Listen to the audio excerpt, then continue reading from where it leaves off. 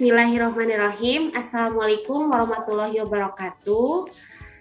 Pada kesempatan kali ini, kami dari kelompok 2 akan mempraktekkan coaching model Tirta kasus 3. Sebelumnya saya akan memperkenalkan diri. Saya Neneng Nur Intan sebagai coach dan Ibu Rini Susilawati sebagai coachee. Kemudian Ibu Nopisa Fitri sebagai pengamat. Kasus 3. Rekan Anda bercerita jika dia baru saja mendapatkan teguran dari kepala sekolah yang menerima laporan dari pengawas sekolah yang melakukan supervisi saat ia mengajar.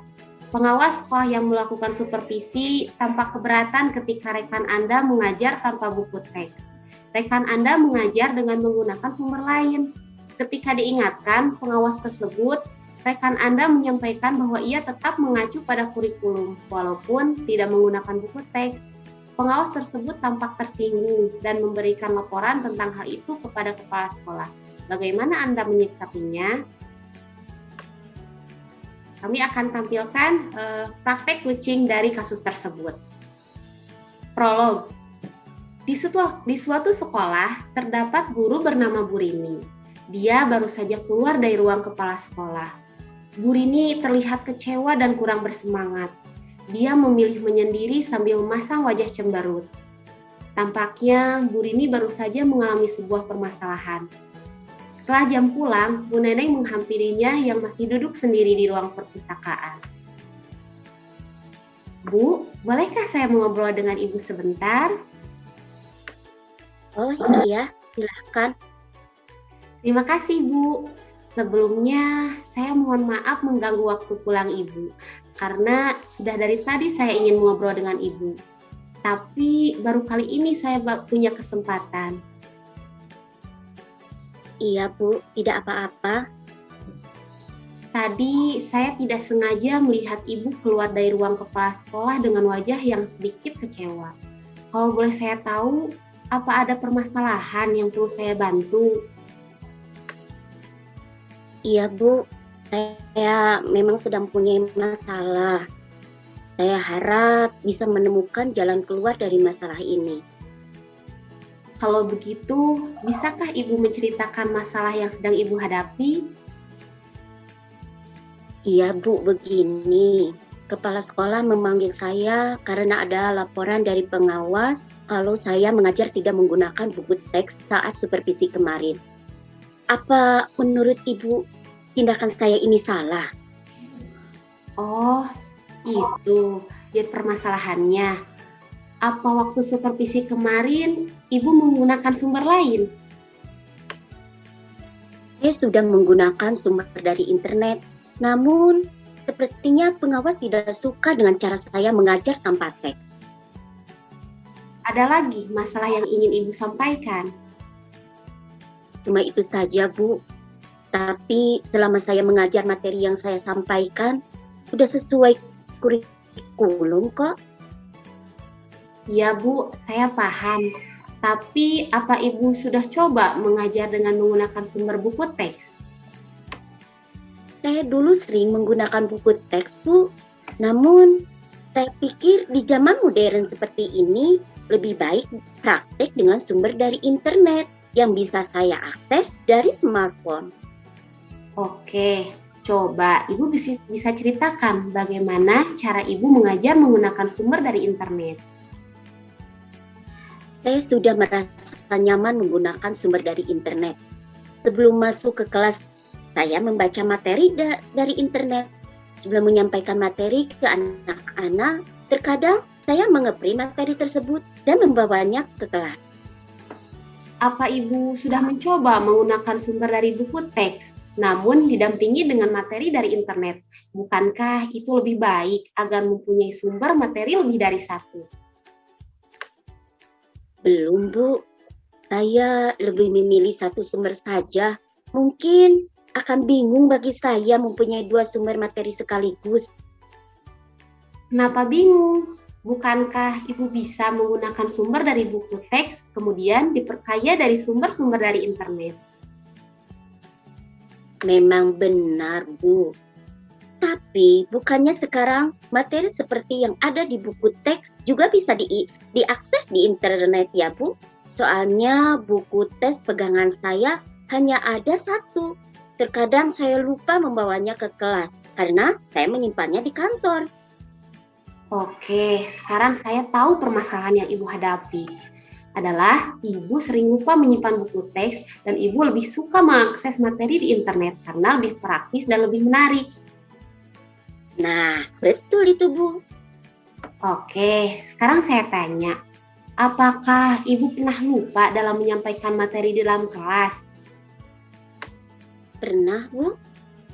Kalau begitu, bukankah sumber buku teks bisa Ibu buka di dalam kelas saat Ibu lupa pada materi? Dan jika Ibu sering lupa, Ibu bisa lebih mempersiapkan semua kebutuhannya sebelum Ibu mengajar. Iya, Bu. Setelah saya pikir-pikir, pendapat Ibu benar.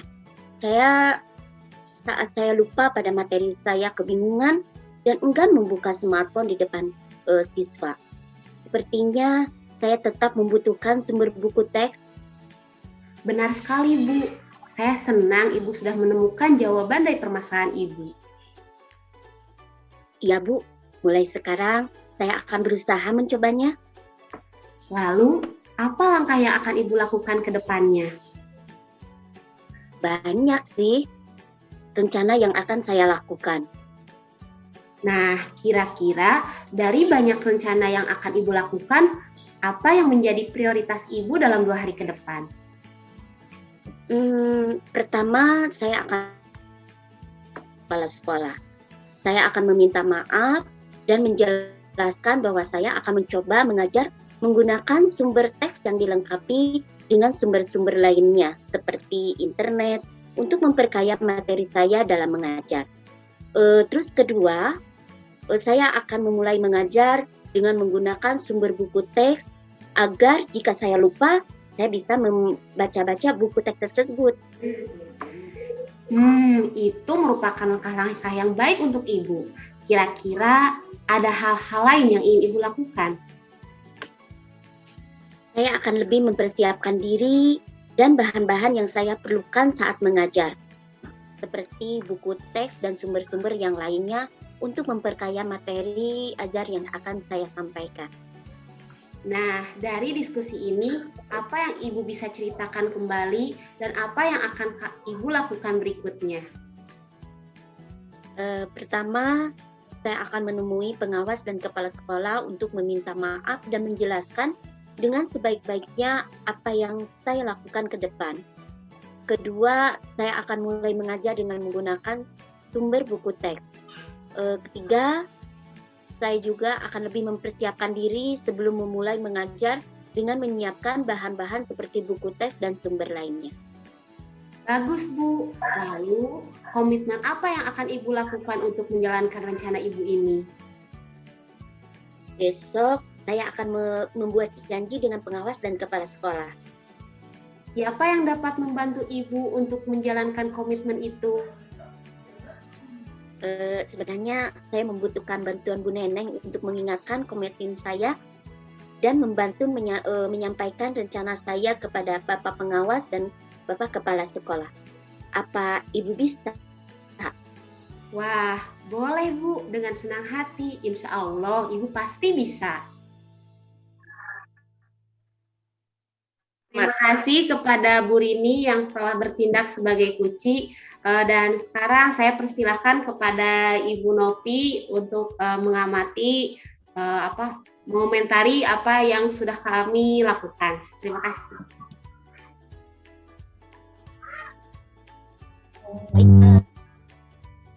Setelah saya mengamati proses coaching yang dilakukan oleh Ibu Neneng Intan di sini sebagai coach, saya melihat Bu Neneng sudah dapat memposisikan dirinya sebagai seorang coach ya, di mana pada saat berdiskusi Bu Neneng memberikan pertanyaan-pertanyaan yang memancing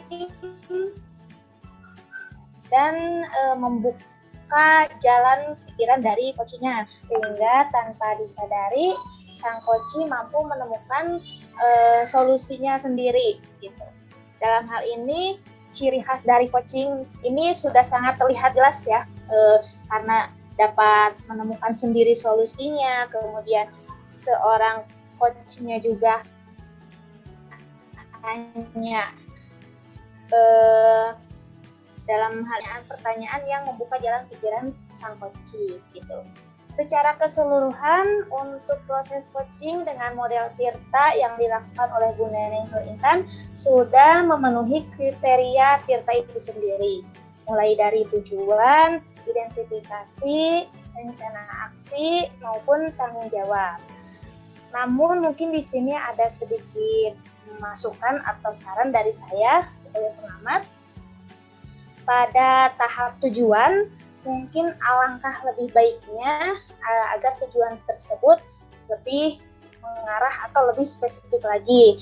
Seperti mungkin tadi contohnya ketika coach bertanya apa tujuan dari diskusi ini dan coachingnya menjawab untuk menyelesaikan masalah. Memang benar mungkin ya, secara umum proses coaching ini pasti untuk menyelesaikan masalah. Namun alangkah lebih baiknya jika digali atau lebih spesifik lagi dari tujuan diskusi ini.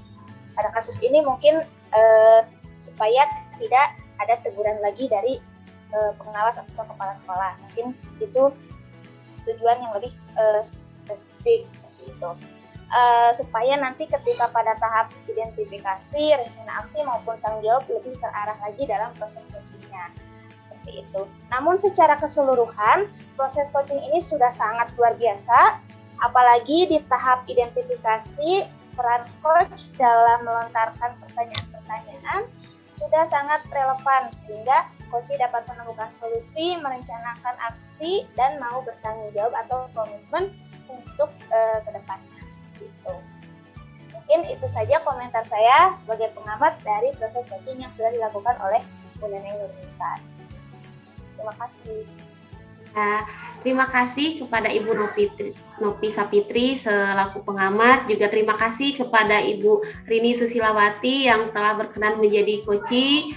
Mungkin itu praktek coaching yang kami lakukan kelompok 3. Terima kasih, mohon maaf jika terdapat kekurangan. Kami masih dalam proses belajar, semoga kedepannya lebih baik lagi dan bermanfaat. Terima kasih. Wassalamualaikum warahmatullahi wabarakatuh.